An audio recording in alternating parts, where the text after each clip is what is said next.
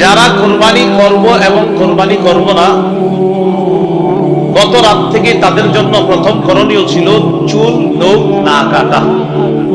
এটা যারা কোরবানি করব এবং করব না সবার জন্য।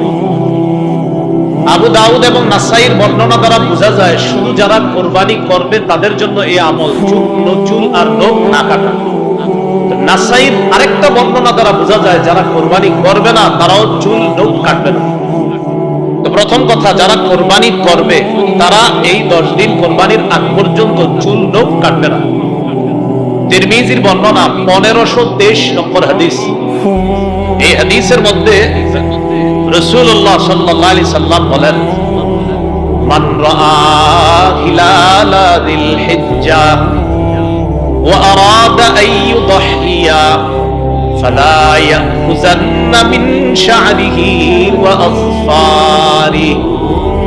যে ব্যক্তি জিলহজ মাসের চাঁদ দেখবে এবং সে যদি কোরবানি দেওয়ার ইচ্ছা করে, সে যেন তার চুল নখ না কাটে, এইগুলা সে যেন না কাটে। হাদিস থেকে কি বুঝলাম? যে কোরবানি দিবে সে চুল কাটবে না, নখ কাটবে না। নাসাইর বর্ণনা, সহিহ মুসলিমেরও বর্ণনা 1977 নম্বর হাদিস। আমাদের মাদ্রাসার পাঠ্যপুস্তক অনুসারে মোট হাদিস সংখ্যা হবে 3033টা মুসলিমের। এই হাদিসে রাসূলুল্লাহ সাল্লাল্লাহু আলাইহি সাল্লাম বলেন, ইযা রাআইতুম হিলালা যিল হিজ্জা ওয়া আরাদা আহাদুকুম আন ইউদহিয়া ফালইউমসিক আন শা'রিহি ওয়া আসফারি।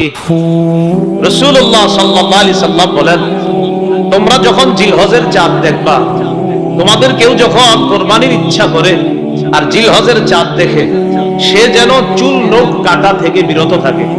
তিরমিজি আর মুসলিমের হাদিস থেকে বুঝলাম যারা কোরবানি দিবে তারা চুল কাটবে না, নখ কাটবে না।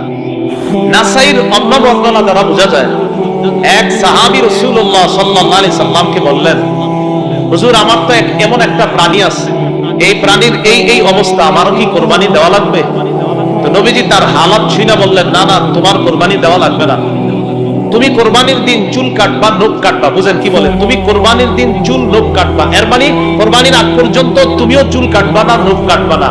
কোরবানির দিন তুমি চুল নখ কাটবা, অন্যরা কোরবানি করলে যে সওয়াব, তুমি এই আমল করেও সেই সওয়াব পাবে।